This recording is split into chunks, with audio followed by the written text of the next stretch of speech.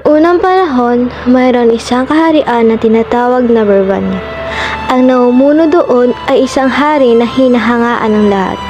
Dahil sa angking kahusayan, maganda ang naging pamamalakad sa Bourbania. Ngunit isang araw, nagkasakit ito. Malubha na ang sakit ng inyong ama.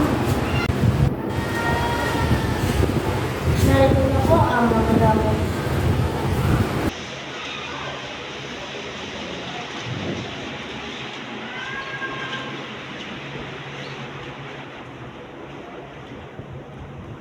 Ang sakit ng hari ay mabigat at mahal. Malunas pa ho ba ang kanyang ramdaman? Bago kayong mawalan ng pag-asa.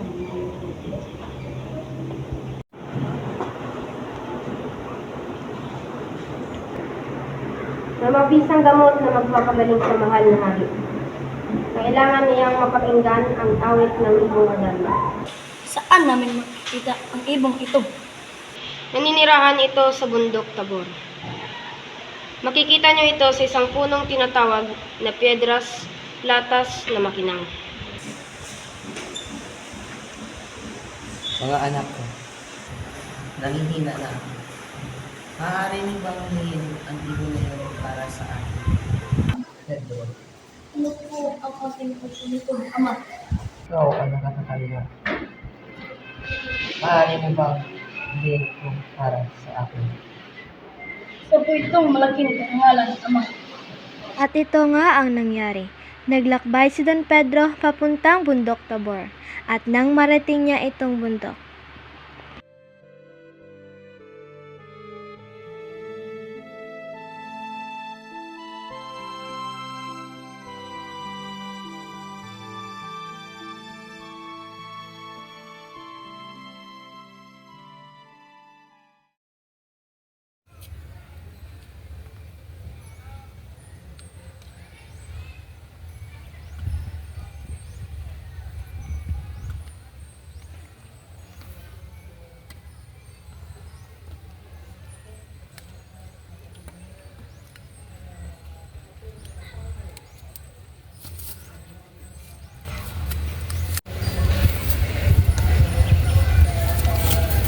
Maaari ba ako hingi ang iyong pagkain? Pasensya na, amang. Ang pagkain kay sakto lang para sa akin.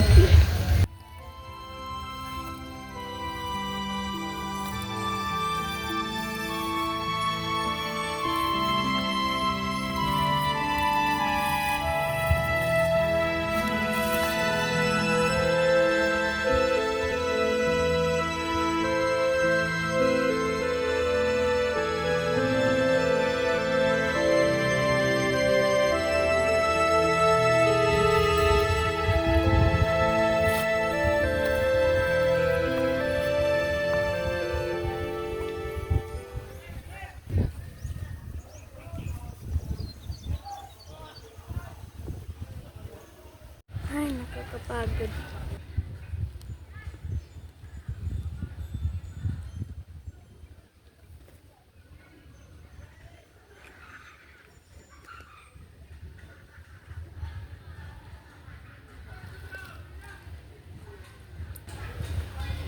Ito na kaya ang bahay ng ibong iyon?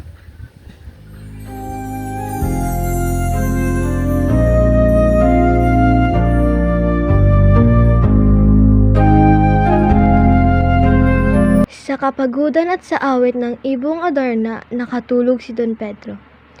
Ang ibon ay huminto sa pag-awit, ngunit may ugaling magbawas pagkatapos ng kanyang magandang tinig. Sa kasamaang palad, si Don Pedro ang mahihimbing na patakan at naging batong buhay sa ilalim ng Piedras Platas.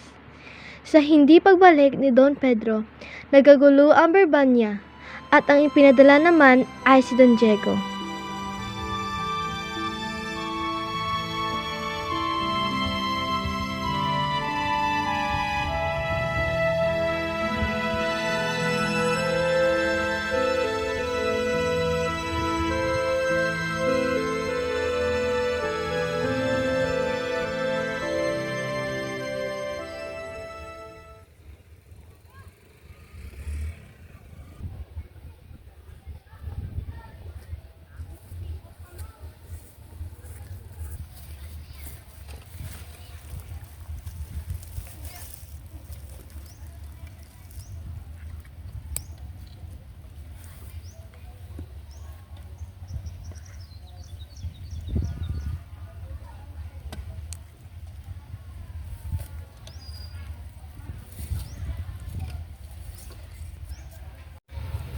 Pwede po ba akong humingi ng inyong pagkain? Sapat na itong pagkain ito para sa atin.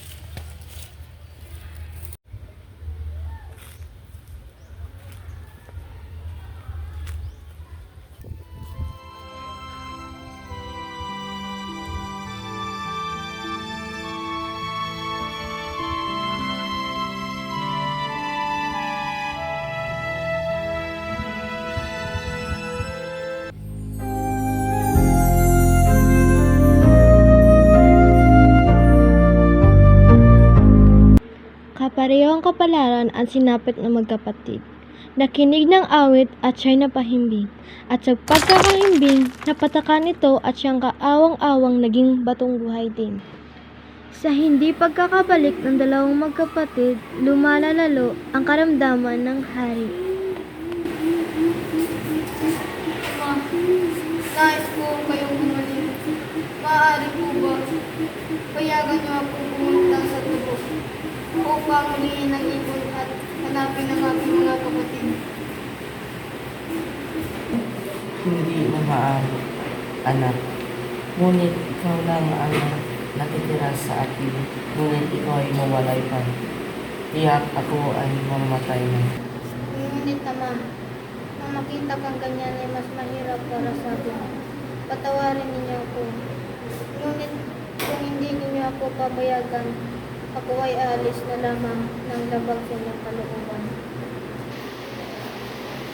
Sige anak, magtagumpay ka nawa.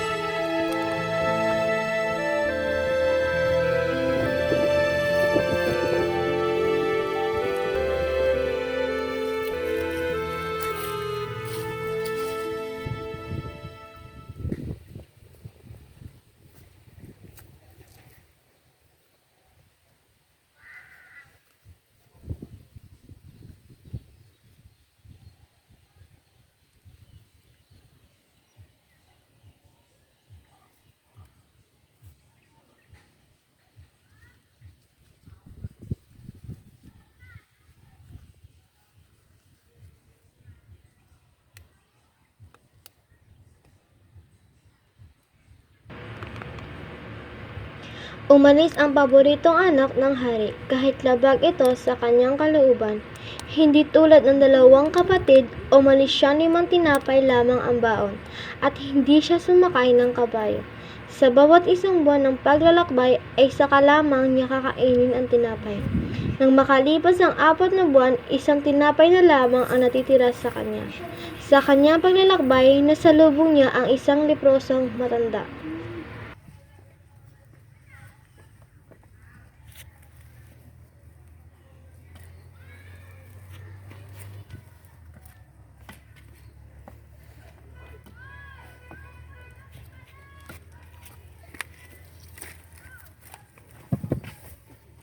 Ginoo, maawa ka.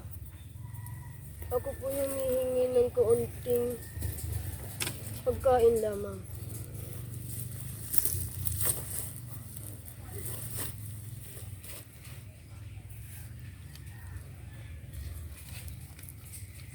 Maraming salamat sa iyo, Ginoo. Ano ang iyong pakay at baka maaari kitang matulungan?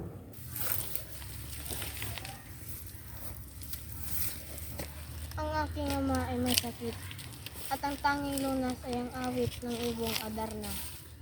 Nauna na ang dalawa kong kuya, ngunit 3 taon na noong sila ay lumisan.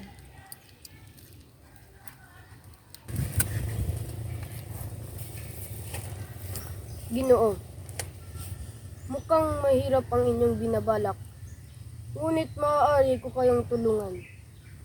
Pagdating doon sa bundok ay may makikita kayong isang puno. Huwag tumigil doon. Tumingin lamang po kayo sa ibaba at may makikita kayong isang kubo na kung saan may naninirahan na isang taong magbibigay sa inyo ng payo upang mahuli ang ibon. Ginoo, mahaba pa po ang inyong lalakbayin, kaya kunin niyo ito. Nagbibiro ka ba? Ibinigay ko na yan sa'yo. Ngunit mas kailangan ninyo ito, Ginoo.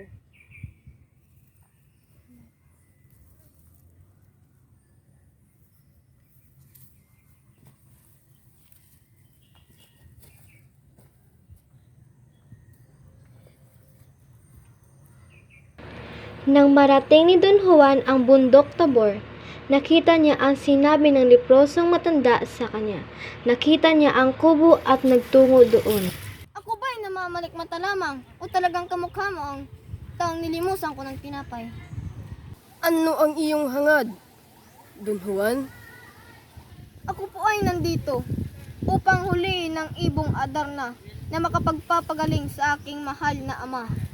Hindi madali ang inyong pakay, Don Juan. Sigurado ba kayo sa inyong binabalak? Natiis ko po ang pagod, gutom, at puyat sa paglalakbay. Desididong-desidido po ako sa aking pakay. Kung gayon, ganito ang iyong gawin. Sa Piedras Platas, nananahan ng ibong Adarna. Dumarating ito tuwing hating gabi. Sa pagkadapo ay aawit ito. Ang awit nito ay nakakaantok. Iwasan mo, Don Juan, ang makatulog. Heto ang labaha at dayap. Sa tuwing inaantok, hiwain ang iyong palad at patakan ito ng dayap.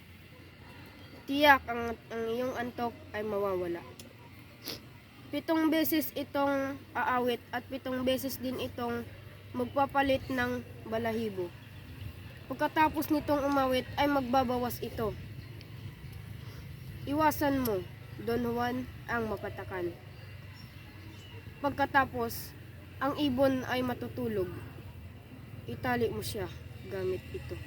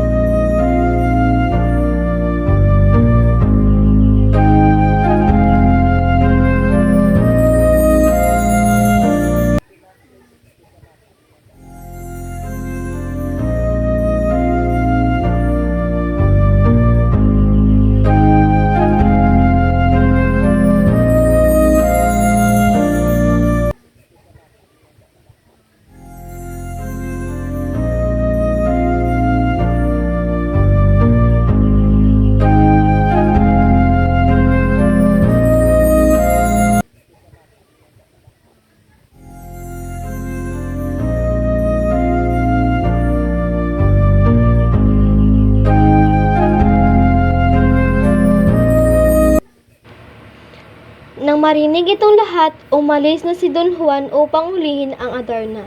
Lahat ng utos ay kanyang ginawa. Sa bawat awit ng Adarna, sinusugatan niya ang palad niya at pinapatakan ito ng daya. Sa sobrang hapdi, siya ay nagigising. 7 sugat ang natamo niya. Naiwasan niya ang ipot ng ibon at naghintay siya na mahimbing na ito. Sa pagkakahimbing ng ibon ay tinalian niya ito at ipinakita sa ermitanyo.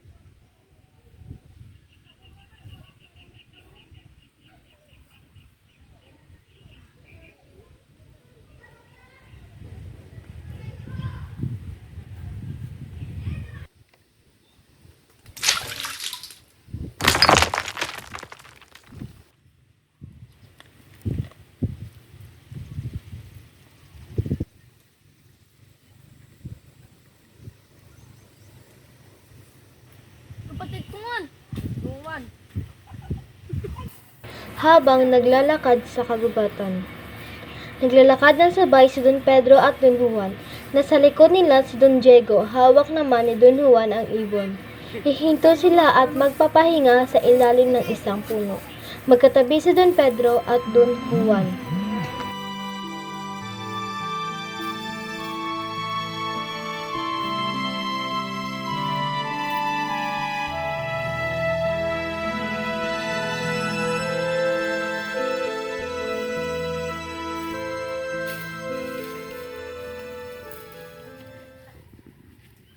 Naging maganda ang lakad ng ating bunso. Tiyak na sa kanya na naman ang mga parangal at basbas ni Ama.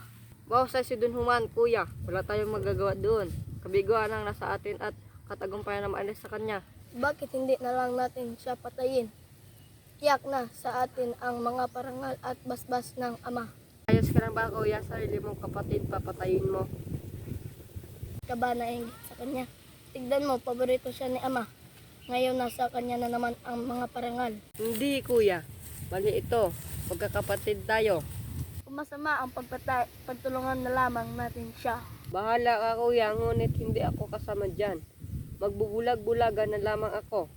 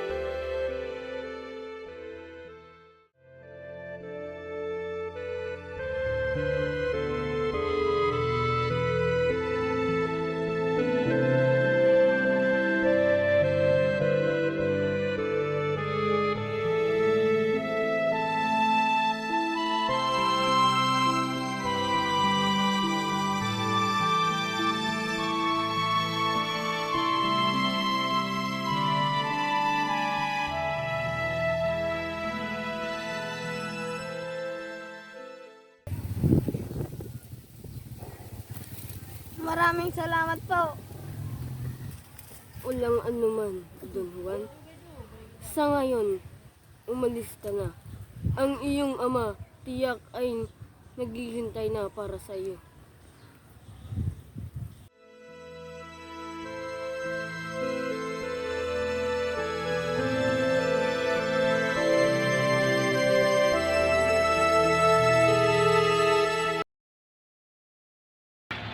Hinanap ng dalawang prinsipe si Don Juan, ngunit hindi nila ito makita. Nahalughog na nila ang mga malapit na pook sa kanilang kaharian maliban sa bundok Armenia, na buang buhay nila ay hindi pa nila nararating. Ang marating nila ito, nabighani sila sa kagandahan ng mga tanawin. Ang mga puno ay naguhumintik sa bunga at parang mahiwagang nawala ang kanilang mga problema. Sa di kalayuan, nakita ng dalawang prinsipe si Don Juan. Don Juan, nasa ilalim ng puno. Magkasamang naglalakad si Don Pedro at Don Diego. Makita ni Don Pedro si Don Juan. Si Don Juan! Saan? Ayun o! Magandang lugar ni Don Juan. Diego, paninanahan na lang farmasya. Mukhang magandang ideya yan. Lalapit ang dalawa kay Don Juan, matutuwa at nagyakapan ang magkakapatid. Juan, aming magto, nadadala ka namin makita pa ulit. Maganda ang pok na ito, dito na lamang, kaya tayo manirahan lahat. Magandang ideya yan, kuya. Sa bagay, mabubuhay tayo dito ng kaaya-aya. Tara, libutin natin ang bundok. Maglalakad hanggang sa Mga balon. kapatid, tignan nyo, ang ganda ng balon. Sino kaya ang nagmamayari nito?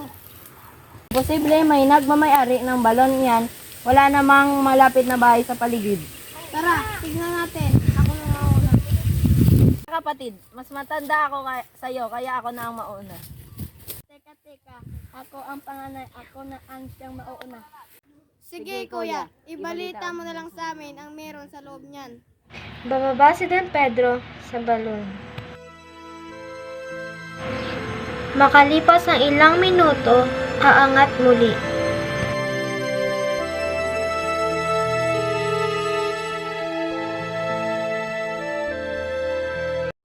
Anong meron doon? Kuya, ba't parang namumutla ka? Ilalim, lubang napakalalim ng balon. Hindi ko narating ang ilalim. Gayon, ako naman ang bababa. Bababa si Don Diego. Magkalipas ang ilang minuto, aangat muli.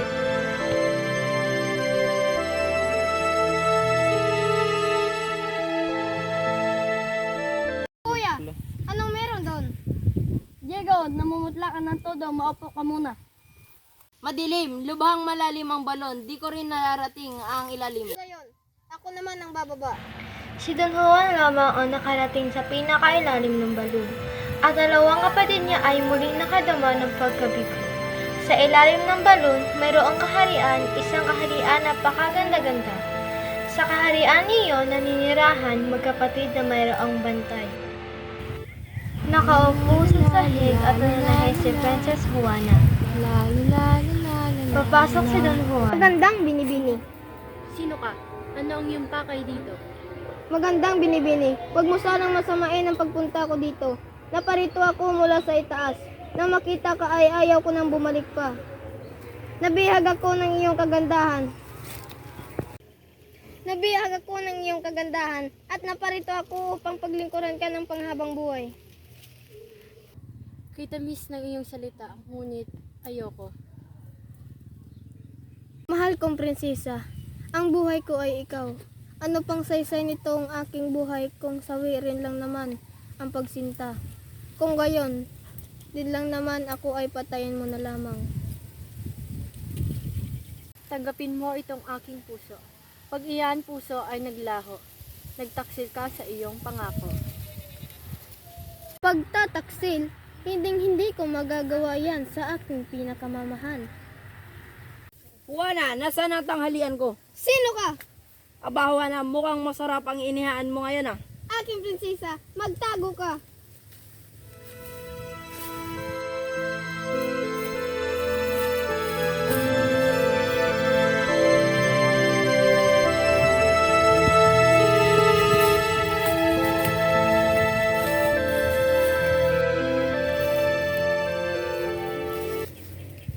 Tara na, aking mahal, at tayo'y magpakasal. Dali, hindi pa tayo pwedeng umalis. Ang kapatid ko, hindi ko siya pwedeng iwan. Nasaan siya? At susundin ko. Hindi iyon ganon-ganon lamang. Iniirog ko, tulad ko. Ang kapatid ko ay mayroong bantay. Ang bantay niya ay mas mahirap mapatay. 7 ang ulo ng ahas na ito at kahit putulin mo ang mga ito, tutubo at tutubo pa rin ito. Akong ibang hangad, kundi ikaw ay aking mapasaya. Aking prinsesa, ako'y hayaang pumunta sa iyong kapatid. Siya ay aking ililigtas.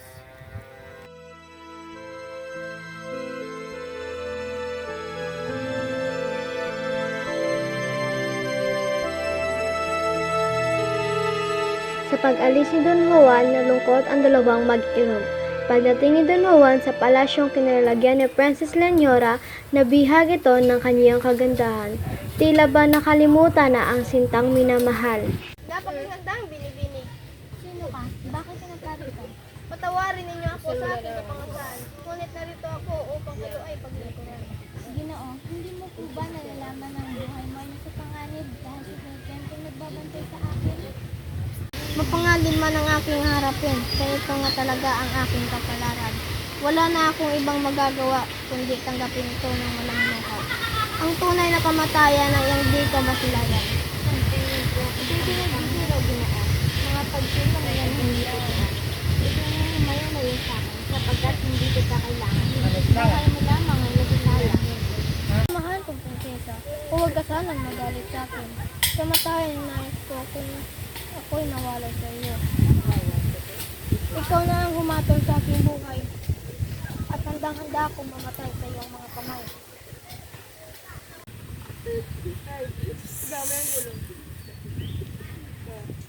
Ito ang bote na makapabantay sa aking sententong bantay. Galingan mo at ako'y balikan.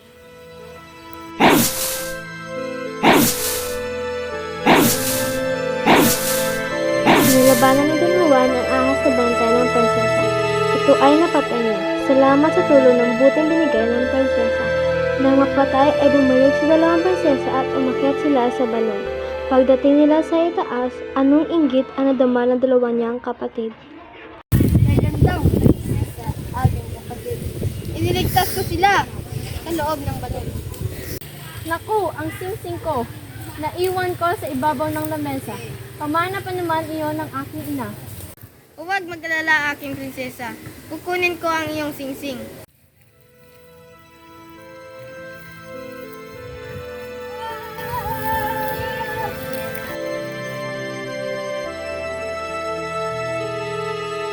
Umuwi ng Barbanya ang dalawang magkapatid. Doon ikinasal si Princess Juana kay Don Diego.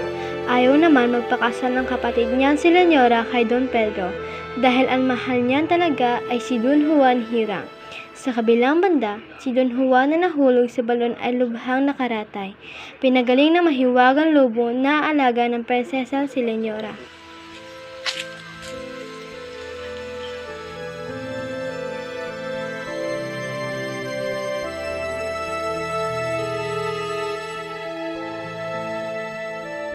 Ang sikat sa silanganan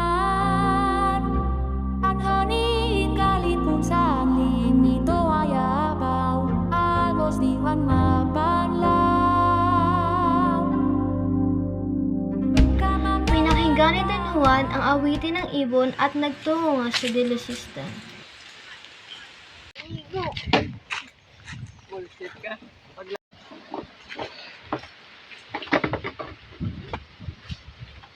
Ako'y nabihag ng inyong kagandahan. Nang makita ang inyong kaliktad, puso ko'y kakaba-kaba. No, kung ang sinasabi mo ay totoo.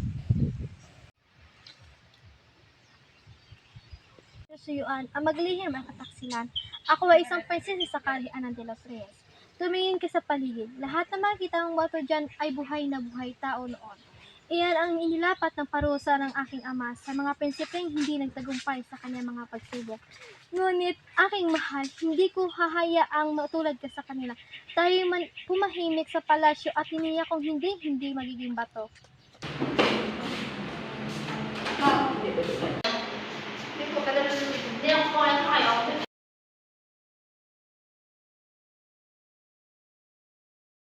Magandang hapon, mahal na hari. Magandang hapon din sa iyo. Anong nais ng hangin? Ako upang hingi ng kamay ng pinakamagandang anak niyo na si Dunya Maria. Kung ganoon, maaari mo ba akong bigyan ng kaunting pabor? Lahat po ay gagawin para sa pinakamamahal na hari. Narito ang mga buto ng trigo.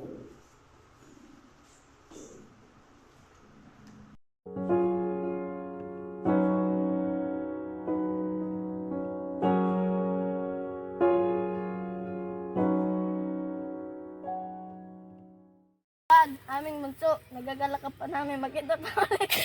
Lumpat! Duko! Kita! Kita! Ipus! Huwa na, nasaan ang tanghalian ko? Sino ka? Abawa na. Mukhang masarap ang... Hindi ko...